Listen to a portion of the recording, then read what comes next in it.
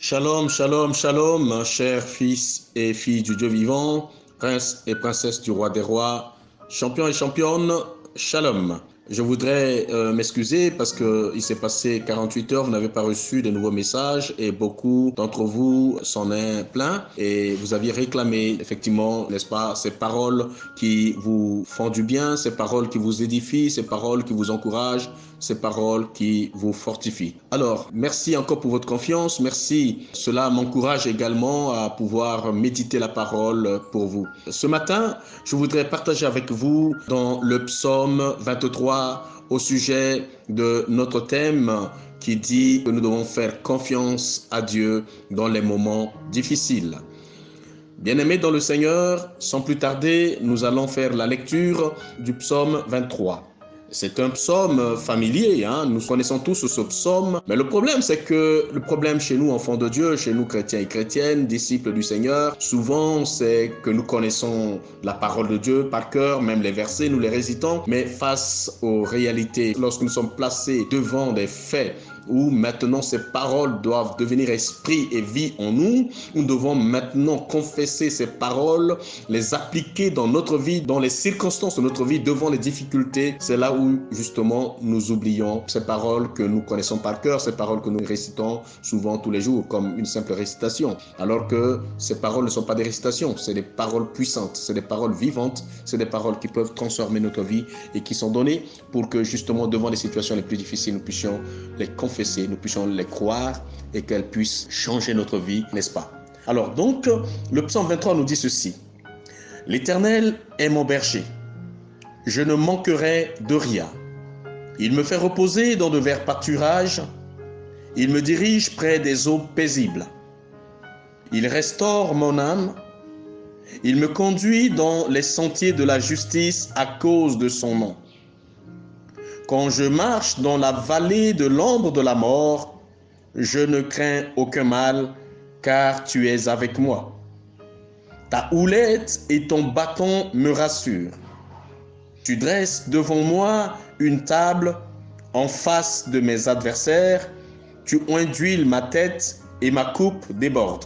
Oui, le bonheur et la grâce m'accompagneront tous les jours de ma vie et j'habiterai dans la maison de l'Éternel jusqu'à la fin de mes jours.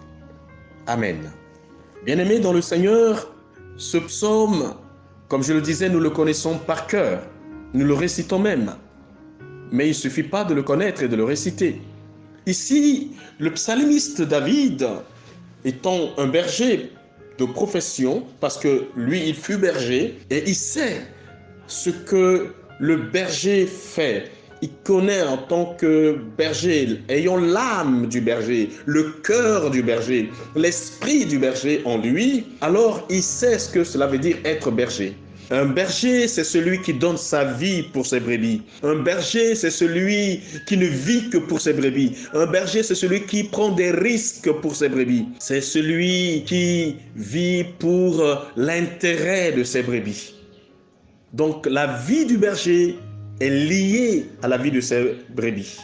Alors donc, lui en tant que berger, qui a obtenu cette faveur et cette grâce de Dieu, il fut formé comme berger. Alors, il nous donne son témoignage plus tard, quand il a remporté la victoire sur Goliath, quand il a vaincu Goliath, il va sortir son témoignage de berger. Il dit quand le lion et l'ours venaient pour prendre ses brebis, alors il leur courait derrière, il frappait le lion ou il frappait l'ours. Ces deux animaux sont des animaux féroces. Le lion est considéré comme le roi de la forêt, donc le roi des animaux. C'est des bêtes qui dévorent, qui sont carnivores. Mais David, en tant que berger, a su affronter le lion, a su affronter l'ours pour arracher ses brebis de leur gueule ou de leurs pattes, vous voyez, de leurs griffes. Et c'est pour cela que lorsqu'il prend ses expériences en tant qu'humain, en tant que berger, et qu'il compare avec Dieu qui est tout puissant, qui est au-dessus de toutes choses, alors lui, il devient brebis, il se considère comme cette brebis-là qui est entre les mains de l'Éternel, qui est son berger, entre les mains du Dieu vivant, de Dieu tout-puissant, qui est son berger et qui le guide et qui le conduit. Comme lui, il en a fait l'expérience, n'est-ce pas, en tant que berger. Alors il dit que l'Éternel est mon berger. Premièrement, je ne manquerai de rien. Parce que lui, en tant que berger, il savait conduire ses brebis. Il connaissait là où il y avait les verts pâturages. Il savait, il connaissait là où il y a les ruisseaux, là où il y a les cours d'eau, les rivières, les fleuves et tout. Il savait. Et il connaissait là où il y avait des verts pâturages. Il sait que quand il y a la sécheresse, où il y a un moment où il n'y a pas d'herbe en tel ou tel endroit, il sait où mener ses brebis. C'est ce qu'on appelle les transhumances. Amener ses brebis au loin pour les faire nourrir. Alors, il dit, l'Éternel est mon berger, je ne manquerai de rien. Quelle assurance! Quelle foi! Ça veut dire que lorsque nous avons foi en Dieu, nous avons confiance en Dieu, nous devons savoir que nous ne manquerons de rien. Ça, c'est la première des choses. Manquer de rien, ça veut dire que nous ne manquerons pas de notre pain quotidien, qui est, on peut dire, subdivisé en deux parties. C'est-à-dire le pain spirituel, qui est la parole de Dieu, qui nourrit notre état d'esprit, qui nourrit notre âme, et le pain quotidien, qui nourrit notre corps. Dieu prend soin de nous. Il nous donne et à la fois le pain, parce que l'homme ne vivra pas que du pain seulement, c'est-à-dire du pain nourriture, le pain qui nourrit notre corps. L'homme ne vivra pas que du pain seulement, mais de toute parole qui sort de la bouche de Dieu. Donc notre état d'âme a besoin de la parole de Dieu. Et manquer de rien, c'est que Dieu garantit toute notre vie. C'est-à-dire argent, nourriture, vêtements, chaussures, santé, protection. Nous ne manquerons de rien. Dieu pourvoit à tous nos besoins. Ça, c'est la première assurance. Et il continue maintenant. D'abord, il dit, il me fait reposer dans de verts pâturages. Il me dirige près des eaux paisibles. Ton Dieu sait où te conduire. Même dans les moments difficiles, il saura comment nous conduire. Enfants de Dieu, fils et filles du Dieu vivant, princes et princesses du roi des rois, bien-aimés dans le Seigneur, quel que soit ce que nous vivons, quel que soit ce que nous traversons, n'oublions pas que l'Éternel est notre berger et c'est lui, n'est-ce pas, qui nous conduit. Il est notre berger, il nous conduit. Dans de verts pâturages, il nous dirige. L'Éternel nous fait reposer dans de verts pâturages. Le repos de notre âme, le repos de notre esprit, le repos du cœur, la paix du cœur, l'assurance, la sécurité nous vient de l'Éternel. Il me fait reposer dans de verts pâturages. Lorsque il amène les brebis finissent de brouter l'herbe, alors il les amène quelque part et ces brebis restent là, n'est-ce pas, pour ruminer ce qu'ils ont brouté. Pour ruminer. Dieu sait nous conduire pour que sa parole, dans les moments difficiles, le Saint-Esprit nous amène à ruminer la parole. Cette parole qui est en nous revient en surface dans les moments difficiles et nous pouvons ruminer, donc ramener cette parole et examiner cette parole et croire en cette parole. Alors il dit, il me dirige près des eaux paisibles. C'est Dieu qui rafraîchit, qui nous console. Il nous donne la paix du cœur, l'eau de sa présence, l'eau de sa puissance. Celui qui croit en moi, des fleuves d'eau vive couleront de son sein. Le Saint-Esprit coule au travers de nous. Il nous conduit. Il restaure mon âme. Lorsque notre âme est dans l'angoisse, lorsque notre âme est abattue, notre âme est saisie de frayeur, notre Dieu qui est notre berger sait restaurer notre âme. Il me conduit dans les sentiers de la justice à cause de son nom. Ce n'est pas notre propre justice qui va nous sauver, qui va nous justifier, qui va faire quelque chose. Nos propres justices sont comme des vêtements souillés devant Dieu. Nous n'allons pas brandir nos œuvres. Oh, je fais, je suis. Non, ce n'est pas ça qui va nous sauver. Mais à cause de son nom qui est en nous, qui est sur nous, il nous conduit, n'est-ce pas, dans les sentiers de la justice. À cause de son nom, Dieu te conduira. Il te préservera à cause de son nom pour donner gloire à son nom. Il dit, quand je marche dans la vallée de l'ombre de la mort, je ne crains aucun mal, car tu es avec moi. Enfant de Dieu, ça revient, la crainte, la peur. Quand je marche dans la vallée de l'ombre de la mort, sommes-nous en train de traverser la vallée de l'ombre de la mort? Oui. Le monde est-il en train de traverser la vallée de l'ombre de la mort? Oui. Mais nous, enfants de Dieu, sommes-nous en train de marcher dans la vallée de l'ombre de la mort? Oui.